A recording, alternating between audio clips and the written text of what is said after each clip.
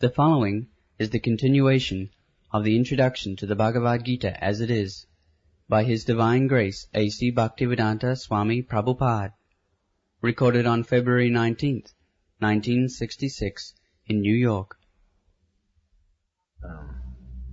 Mukti hitva annatha rupam sarupena avastiti. Sarupena avastiti. Mukti means liberation from the contaminated consciousness of this material world and to become situated in pure consciousness. And the whole instruction of Bhagavad Gita is targeted to awaken that pure consciousness. We'll find in the last stage of the instruction of Bhagavad Gita that Krishna is asking Arjuna whether he is now in purified consciousness. Whether he was in purified consciousness. The purified consciousness is to act according to the direction of the Lord. That is purified consciousness. That is the whole sum and substance of purified consciousness. Consciousness is already there, but because we are part and parcels, therefore we are affected. There is affinity of being affected by the material modes. But the Lord being supreme, He is never affected. He is never affected. That is the difference between the Lord and the Supreme Lord and the... Now, this consciousness is... What is this consciousness? This consciousness is that I am. What I am. When in contaminated consciousness, this I am means that I am the Lord of all I service. This is impure consciousness. And I am the enjoyer. The whole material world is moving, that every living being is thinking that I am the Lord and I am the creator of this material world. The consciousness has got two psychic movements or two psychic divisions. One is that I am the creator and the other is I am the enjoyer. So, the Supreme Lord is actually the creator and He is actually the enjoyer. And the living entities, being part and parcel of the Supreme Lord, He is not actually the creator or the enjoyer, but He is a cooperator. Just like the whole machine, the part of the machine is a cooperator. Is a cooperator. Or if we can study just the constitution of our body. Now, in the body, there are hands, there are legs, there are eyes, and all these instruments working. But all these parts and parcels of the body, they are not enjoyer. The stomach is the enjoyer. The leg is moving from one place to another. The hand is collecting. The hand is preparing foodstuff. And the teeth is chewing. And everything, all parts of body are engaged in satisfying the stomach. Because the stomach is the principal fact within the organization of this body. And everything should be given to the stomach. Pranopaharat jathendriyana. Just like you can see a tree green by pouring water in the root or you can become healthy. The parts of the body, the hand, the leg, the eyes, the ears, the fingers, everything keeps in healthy stage when the parts of the body cooperate with the stomach. Similarly, the Supreme Living Being, the Lord, He is the enjoyer. He is the enjoyer. And He is the creator. And we, subordinate living beings, the products of the energy of the Supreme Lord, we are just to cooperate with Him. That cooperation will help. Just for example, a good foodstuff taken by the finger, if the fingers think that why should we give it to the stomach? Let us enjoy. No. That is a mistake. The fingers are unable to enjoy. If fingers want the fruit of enjoyment of that particular foodstuff, the fingers must put it into the stomach.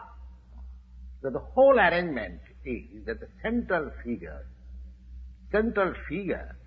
of creation, the central figure of enjoyment is the Supreme Lord. And the living entities, they are simply cooperate. By cooperation they enjoy. The relation is just like the master and the servant. If the master is satisfied, if the master is fully satisfied, the servants are automatically satisfied. That is the law. Similarly, the Supreme Lord should be satisfied, although the tendency for becoming a creator and the tendency to enjoy this material world is there also in the living entities, because it is there in the Supreme Lord. He has created the manifested cosmic world. Therefore, we shall find in this Bhagavad Gita that the complete whole comprising the Supreme Controller, the controlled living entities, the cosmic manifestation, the eternal time, and the activities, all of them are completely explained. So, the whole thing taken together completely is called the Absolute Truth. The complete whole, or the Supreme Absolute Truth, is therefore the complete personality of Godhead, Sri Krishna. As we have explained, that the manifestations are due to His different energies, and He is the complete whole. The impersonal Brahman is explained in the Bhagavad Gita, that impersonal Brahma is also subordinate to the complete person. Brahmanaham pratishtha. Impersonal Brahma is also, the impersonal Brahma is more explicitly explained in the Brahma Sutra as the rays, as there is the rays of the sunshine, sun planet. Similarly, the impersonal Brahma is the shining rays of the Supreme Brahma, or the Supreme Personality of God. Therefore, impersonal Brahma is incomplete realization of the absolute complete whole, and so also the conception of Paramatma. These things are also explained. Purushottam Yoga. When we shall read the chapter of Purushottam Yoga, it will be seen that the Supreme Personality, Purushottam, is above the impersonal Brahma and partial realization of Paramatma. The Supreme Personality of Godhead is called Satchidananda Vigraha. In a Brahma Samhita, the beginning is started like this.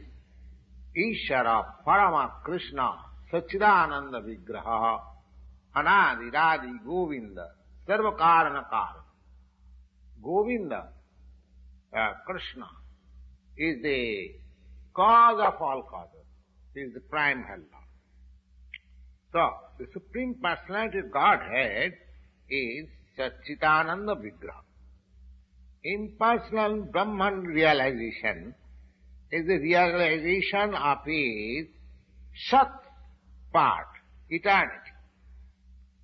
And Paramatma realization is the realization of Satchit, eternal knowledge, part realization. But realization of the personality of Godhead as Krishna is realization of all the transcendental features like Sat, Chit and Ananda in complete Vigraha. Vigraha means form. Vigraha means form. Abhaktam bhaktimapannam mannati mama buddhaya. People with less intelligence, they consider the Supreme Truth as impersonal. But he is a person, a transcendental person. This is confirmed in all Vedic literature. Nitya, Nityanam, Chetana, Chetananam.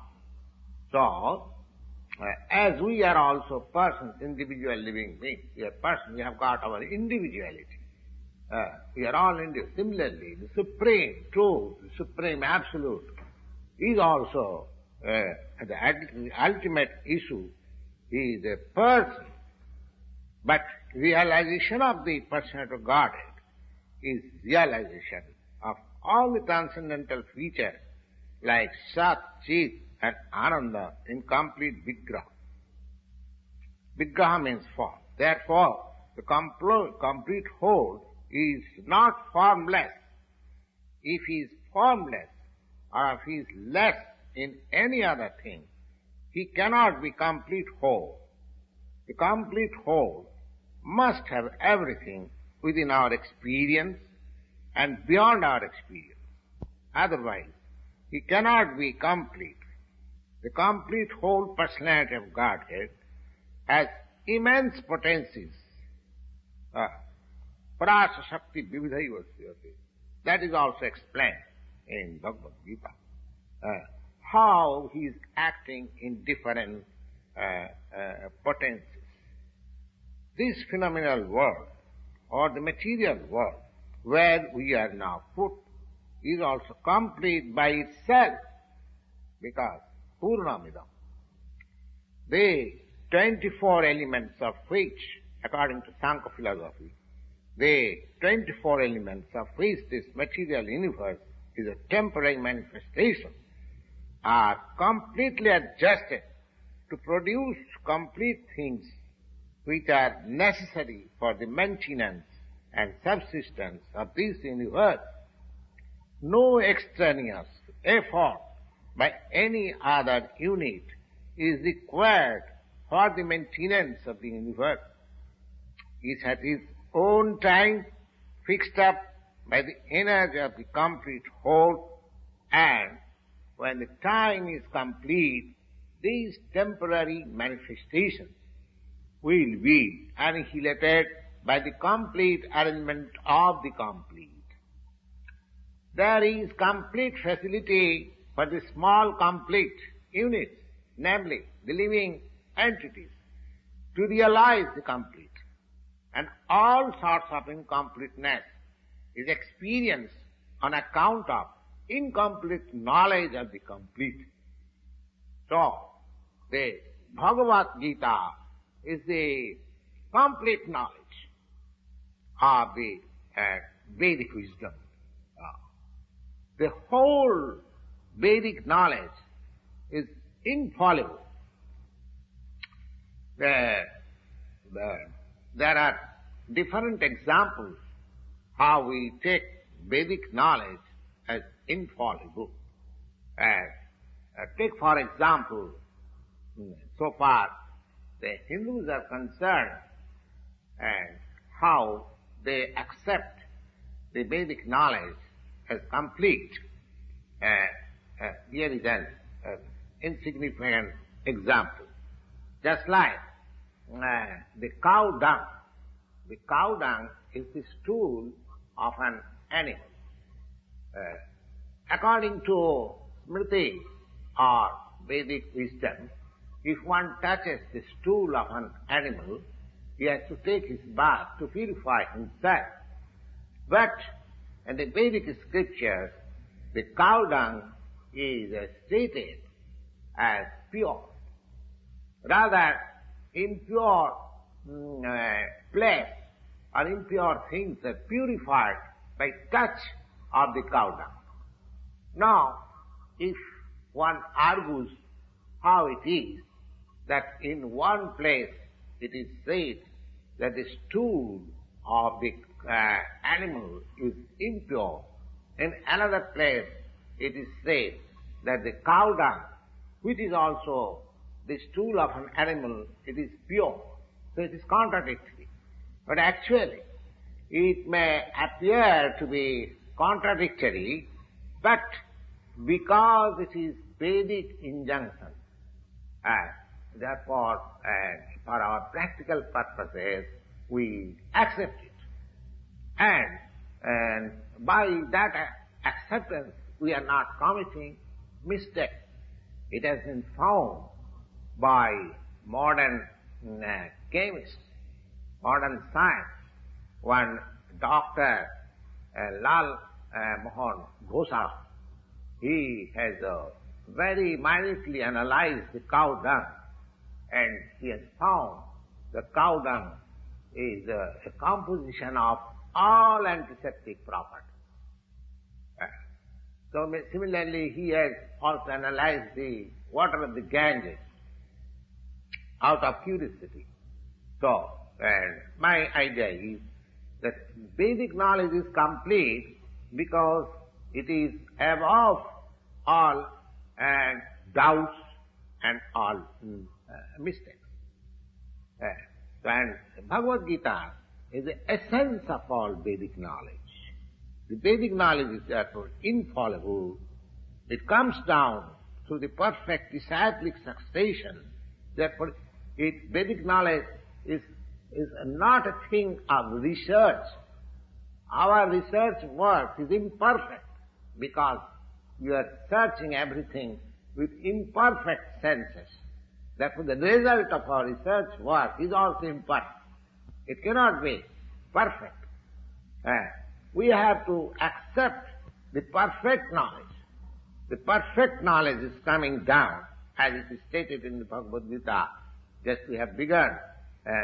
Evam parampara prasam imang rajasevi. We have to receive the knowledge from the right source in a disciplic succession of spiritual masters, beginning from the Lord Himself.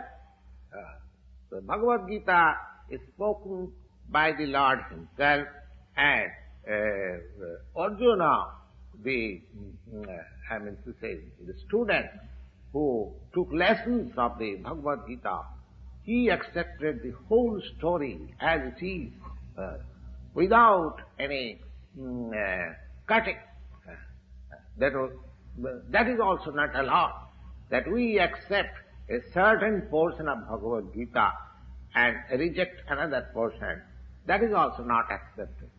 We must accept the Bhagavad Gita without interpretation, without any cutting, and without our own whimsical participation in the matter, because it should be taken as the most perfect Vedic knowledge.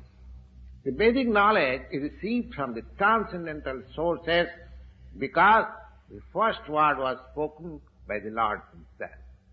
The word spoken by the Lord is called apaurasya, or not delivered by any person of the mundane world who is infected with four principles of imperfectness. A living being of the mundane world has four defective principles of life, and they are: 1, that he must commit mistakes; 2, he must be sometimes illusion; and 3, he must try to cheat others; and 4, he is endowed with imperfect senses. With all these four principles of imperfectness, one cannot deliver the perfect form of information in the matter of all-pervading knowledge. The Vedas are not like that. The Vedic knowledge was imparted in the heart of Brahma, the first created living being, and Brahma, in his turn, disseminated the knowledge to his sons and disciples as they originally received from the Lord. The Lord being Purnam, or all perfect, there is no chance of his becoming subjected to the laws of material nature. One should therefore be intelligent enough to know that except the Lord, nobody is the proprietor of anything within the universe. That is explained in the Bhagavad Gita. Aham sarvasya prabhu, matta sarvam prabhastati, iti matya bhajanti ma, buddha bhavo samannita. The Lord is the original creator. He is the creator of Brahma. He is the creator, that is also explained. He is the creator of Brahma. In the 11th chapter, the Lord is addressed as Prapitamaha, because Brahma is addressed as Pitamaha, the grandfather. But he is the creator of the grandfather also. So, nobody should claim to be the proprietor of anything, but he must accept things which are set aside by the Lord as his quota of maintenance. Now, there are many examples how we have to utilize the allotment of the Lord. That is also explained in the Bhagavad Gita. Arjuna, he decided in the beginning that he should not fight. That was his own contemplation. Arjuna said to the Lord that it was not possible for him to enjoy the kingdom after killing his own kinsmen. And that point of view was due to his conception of the body, because he was thinking that the body was himself, and the bodily relatives, his brothers, his nephews, his father-in-law, or his grandfather, they were expansion of his body, and he was thinking in that way to satisfy his bodily demands. And the whole thing was spoken by the Lord just to change the view, and he agreed to work under the direction of the Lord, and he says, Karisi Bachanam Tava. Therefore, in this world, the human being is not meant for quarreling like the cats and dogs. They must be intelligent enough to realize the importance of the human life and refuse and to act like ordinary animals. A human being should realize the aim of human life.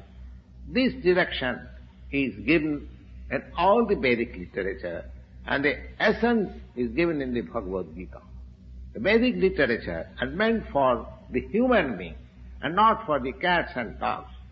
The cats and dogs can kill their eatable animals, and for that there is no question of sin or their part. But if a man kills an animal for the satisfaction of his uncontrolled taste, he must be responsible for breaking the laws of nature. And in the Bhagavad Gita, it is clearly explained that there are three kinds of activities according to the different modes of nature. The activities of goodness, the activities of passion, the activities of ignorance. Similarly, there are three kinds of eatables also. Eatables in goodness, eatables on passion, eatables on ignorance. They're all clearly described. And if we properly utilize the instructions of the Bhagavad Gita, then our whole life will become purified, and ultimately we shall be able to reach the destination. Jadgatyana nivartanti tadhama paramam. That information is given in the Bhagavad Gita.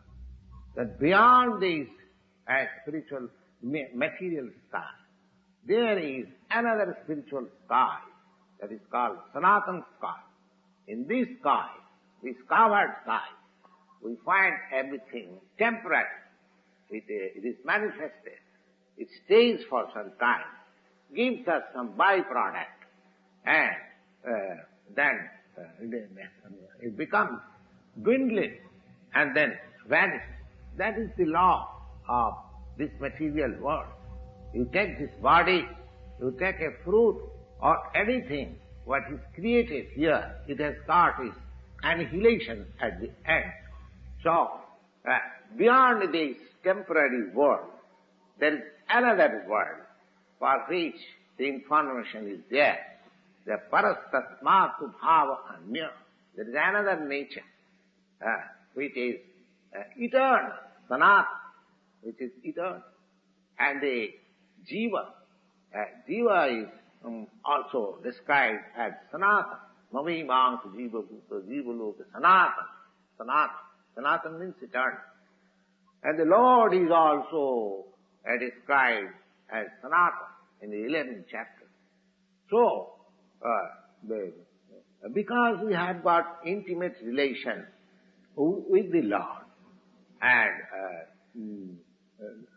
we are all qualitatively one, the Sanatana Dham and the Sanatana Supreme Personality and the Sanatana living entities, they are on the same qualitatively plane.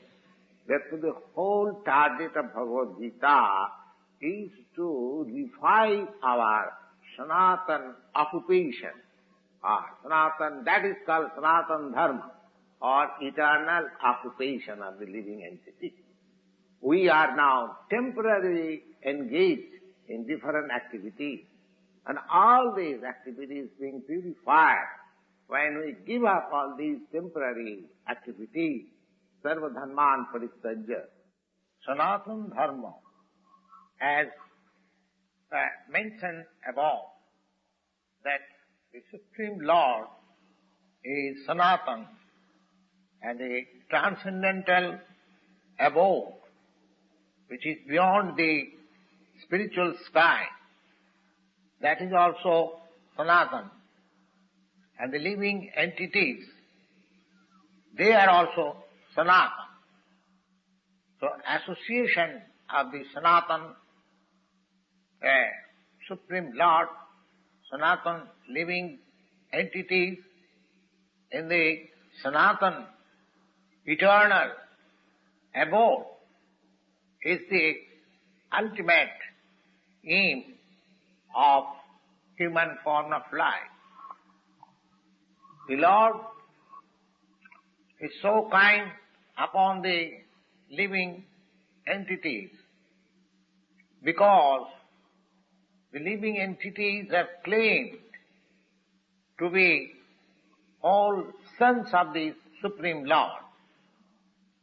This Lord declares to reclaim the conditioned souls, and therefore Sanatana Dharma does not mean any sectarian process of religion. It is the eternal function of the eternal living entities in relationship with the eternal Supreme Lord. Now, so far Sanatana Dharma is concerned, it means the eternal of creation. Sripad Ramanujacharya has explained the word Sanatana as the thing which has neither any beginning nor any end. And when we speak of Sanatana Dharma, we must take it for granted on the authority of Sripad Ramanujacharya that it has no beginning nor any end. The word religion is a little different from Sanatana Dharma. Religion conveys the idea of faith. Faith may change.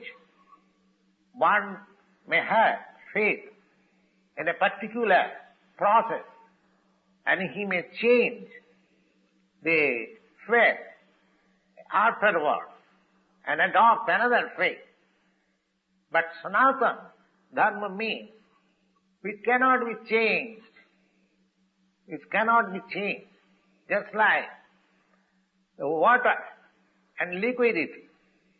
Liquidity cannot be changed from water. Heat and fire. Heat cannot be changed from fire. Similarly, the eternal function of the eternal living entity, which is known as Sanatana Dharma, cannot be changed. It is not possible to change. We have to find out what is that eternal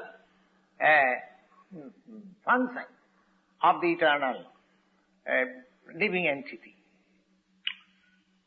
When we speak of Sanatana Dharma, therefore, we must take it for granted on the authority of Sripad Ramanujacharya that it has no beginning nor any end. The thing which has no end, no beginning, must not be any sectarian thing or limited by any boundary. When you hold on the conference on the Sanatana Dharma, people belonging to some of the non-eternal religious faith may wrongly consider it that we are dealing in some sectarian thing. But if we go deep into the matter and test everything in the light of modern science, it will be possible for us to see Sanatana Dharma as the business of all the people of the world, nay, all the living entities of the universe. Non-Sanatana religious faith may have some beginning in the annals of the human society, but there cannot be any history of the Sanatana Dharma because it continues to remain with the history of the living entities. So far, living entities are concerned, we find it from the authority of the Shastras that the living entities have also no birth or death. In the Bhagavad Gita, it is clearly stated that the living entity is never born nor does it ever die. It is eternal, indestructible, and continues to live after the destruction of his temporary material body. With reference to the above concept of Sanatana Dharma, we may try to understand the concept of religion. From the Sanskrit root meaning of the word dharma, it means that which is constantly with a particular object. As we have already mentioned, when we speak of fire, it is concluded at the same time that there is heat and light along with the fire. Without heat and without light, there is no meaning of the word fire. Similarly, we must find out the essential part of a living being which is always companion with him. That part of constant companion of the living being is his eternal quality, and the eternal part of the living being's quality is his eternal religion. When Sanatana Goswami asked Lord Sri Chaitanya Mahaprabhu about the Sarup, we have already discussed about the Sarup of every living being. Sarup, or real constitution of the living being, the Lord replied that the constitutional position of the living being is to render service to the Supreme Personality of Godhead. But if we analyze this part of the statement of Lord Chaitanya, we can very well see that every living being is constantly engaged in the business of rendering service to another living being. A living being serves another living being in different capacities, and by doing so, the living entity enjoys life. A lower animal serves a human being, a servant serves his master, A serves B master, B serves C master, and C serves D master, and so on. Under these circumstances, we can see that a friend serves another friend, and the mother serves the son, or the wife serves the husband, or husband serves the wife. If we go on searching in that spirit, it will be seen that there is no exception in the society of the living being where we do not find the activity of service. The politician presents his manifesto before the public and convinces voters about his service capacity. The voter also gives the politician his valuable vote on expectation that the politician will give service to the society. The shopkeeper serves the customer, and the artisan serves the capitalist.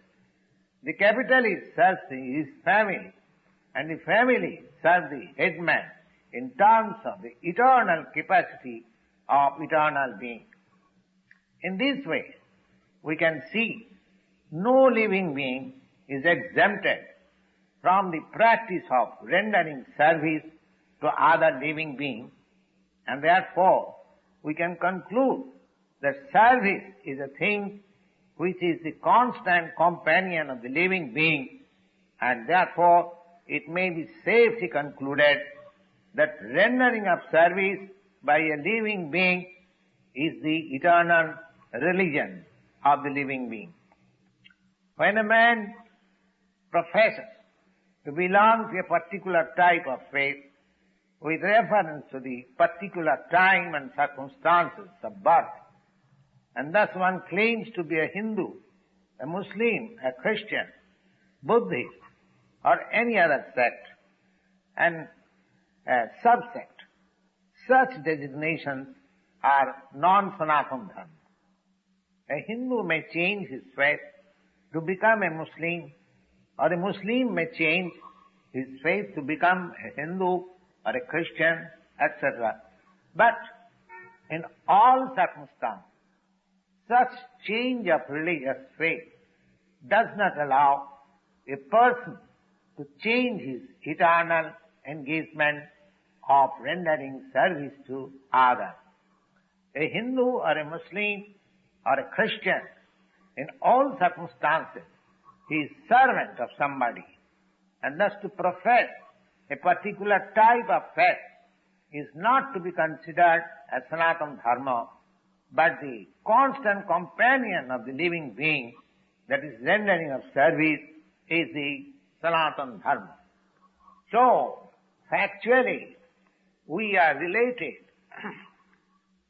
in the service relationship with the Supreme Lord. The Supreme Lord is the supreme enjoyer, and we, living entities, are eternally His supreme servitors. We are created for His enjoyment. And if we participate in that eternal enjoyment with the Supreme Personality of Godhead, that makes us happy, not otherwise. Independently, as I have already explained, that independently, any part of the body, the hand, the feet, the fingers, or any part of the body, independently cannot be happy without cooperation with the stomach. Similarly, the living entity can never be happy without rendering his transcendental loving service to the Supreme Lord. Now, in the Bhagavad Gita, the worship of different demigods is not approved. It's not approved because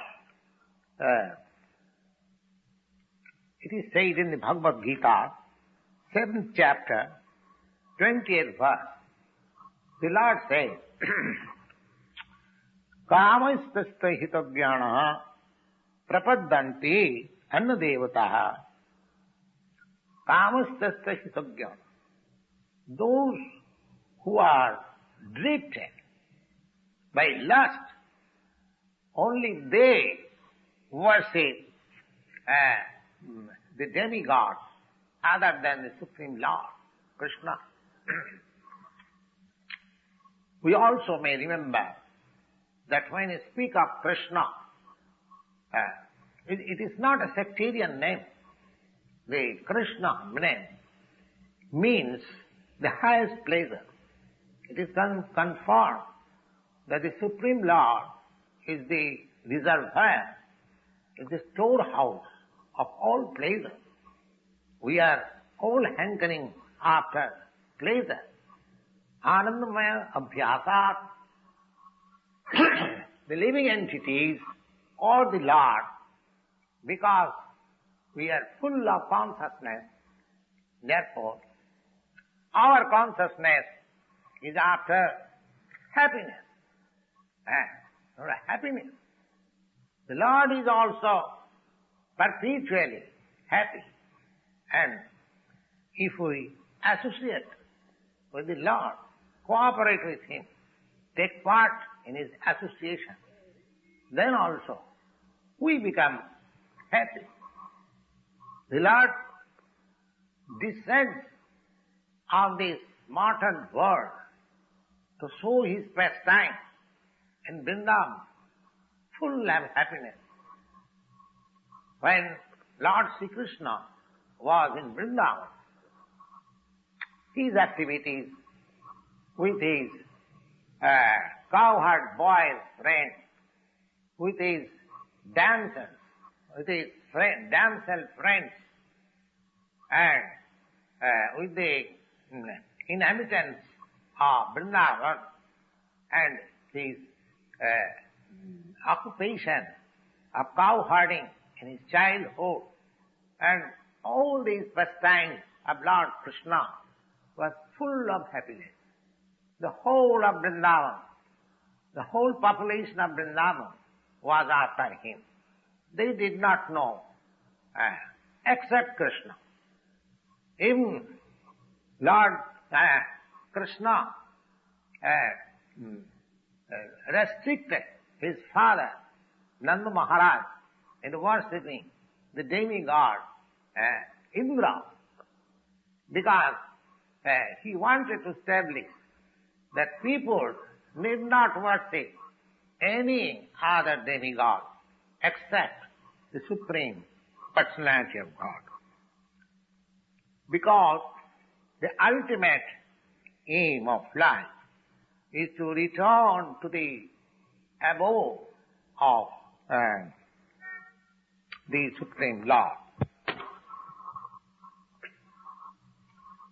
The abode of Lord Krishna is described in the Bhagavad Gita, 15th chapter, 6th verse.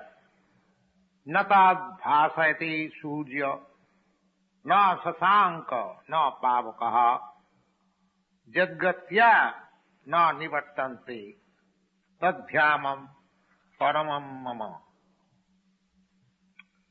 Now, the description of that eternal sky, when we speak of sky, because we have material conception of the sky, therefore we think of the sky with sun, moon, stars, like that. But the Lord says that the eternal sky, there is no need of sun. Natad bhasayate surya, no sasanka, no pavaka. Neither in that eternal sky there is need of moon, no pavaka, means neither there is necessity of electricity or fire for illuminating, because the spiritual sky is already illuminated by the Brahma Jyoti, Yasa Prabha, the rays of the Supreme above. Now in these days, when people are trying to reach other planets, it is not very difficult to understand the abode of the Supreme Lord. The abode of the Supreme Lord is in the spiritual sky, and it is named as Golaka. In the Brahma Samhita, it is very nicely described. Golaka eva nivasati akhila atma bhuta. The Lord, although resides eternally in his abode, Golaka, still he is akhila atma bhuta. He can be approached from here also. And the Lord therefore comes to manifest his real form, Satchidananda Vigraha, so that we may not have to imagine. There is no question of imagination. The Lord's presence, by his causeless mercy, he presents himself in his Shyama Sundara. Unfortunately, people with less intelligence deride at him. Avajananti manga mudha. because the Lord comes as one of us and just like plays with us as a human being. Therefore we need not consider that Lord is one of us. It is His omnipotency that He presents Himself with His real form before us and displays His pastimes, just the prototype of His abode. So that abode of Lord, there are innumerable planets also in that Brahma Jyoti. Just like we have got innumerable planets floating on the sun rays. Similarly, in the Brahma Jyoti, which is emanating from the abode of the Supreme Lord, Krishna Loka, Goloka, Ananda Chinmaya Rasa Pratibhavitati. All those planets are spiritual planets. They are Ananda Chinmaya. They are not material planets. So, the Lord says, na tad bhasayati sujja, na sasanka na pava, jadgatyana nivartante, tadhyama paramangama. Now, anyone who can approach that spiritual sky will not be required to come back again in this material sky. So long we are in the material sky, what to speak of approaching the moon planet? The moon planet, of course, is the nearest planet. But if we approach the highest planet, which is called Brahmaloka, there also we have the same miseries of material life. I mean to say, the miseries of birth, death, old age, and diseases. No planet in the material universe is free from the four principles of material existence. The Lord therefore says in the Bhagavad Gita, Ha Brahma Bhavana Lokan Punaravartinajyo. The living entities are traveling from one planet to another. It is not that we can simply go to other planets by the mechanical arrangement of the Sputnik. Anyone who desires to go to other planet, there is process. Janti deva brata devan pitrim janti pitri brataha. If anyone wants to go to any other planet, say moon planet, we need not try to go by the Sputnik.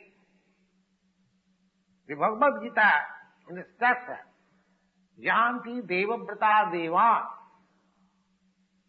These moon planets or sun planets or the planets above these Bhuloka, they are called Sargaloka. Sargaloka, Bhuloka, Bhuvarloka, Sargaloka. They are different status of planets. So, Devaloka, they are known just like that. The Bhagavad Gita gives a very simple formula that you can go to the higher planets, Devaloka, Janti Deva Brata Deva. Janti Deva Brata Deva. Deva Brata, if we practice the process of worshipping the particular demigod, then we can go to that particular planet also. We can go to the sun planet, we can go to the moon planet, we can go to the heavenly planet. But Bhagavad Gita does not advise us to go to any one of these planets in the material world. Because even we go to the Brahmaloka, the highest planet, it is calculated by the modern scientists that we can reach the highest planet by traveling with Sputnik for 40,000 of years. Now, it is not possible to live 40,000 of years and reach the highest planet of this material universe. But if one devotes his life in the worshipment of the particular demigod, he can approach the particular planet as it is stated in the Bhagavad Gita. Janti deva brata devan. Pitrin janti pitri brata. Similarly, there is pitri lok. Similarly, one who likes to approach the supreme planet. Supreme planet. The supreme planet means the Krishna Loka. In the spiritual sky, there are innumerable planets, Sanatan planets, eternal planets, which are never destroyed, annihilated. But of all those spiritual planets, there is one planet, the original planet, which is called Goloka Vrindavan.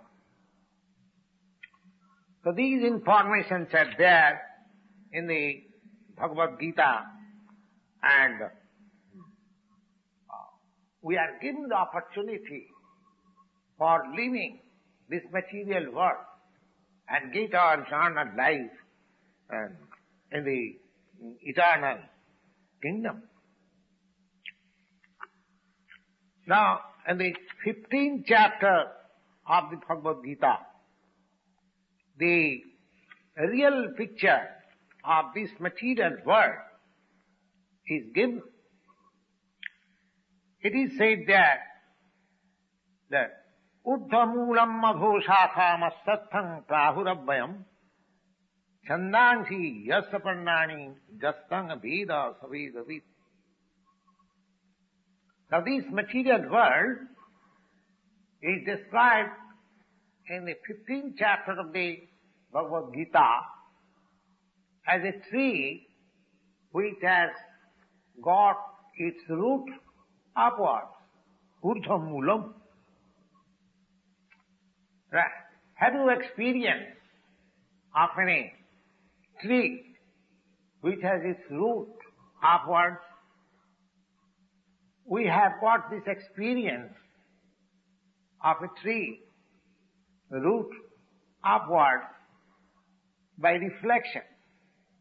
If we stand on the bank of a river or any reservoir of water, we can see that the tree on the bank of the reservoir of water is reflected in the water as trunk downwards and the root upwards.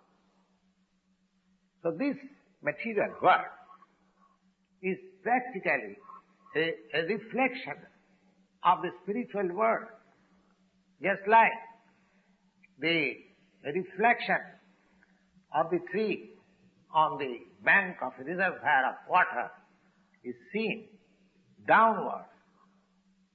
Similarly, this material world, it is called shadow. Shadow.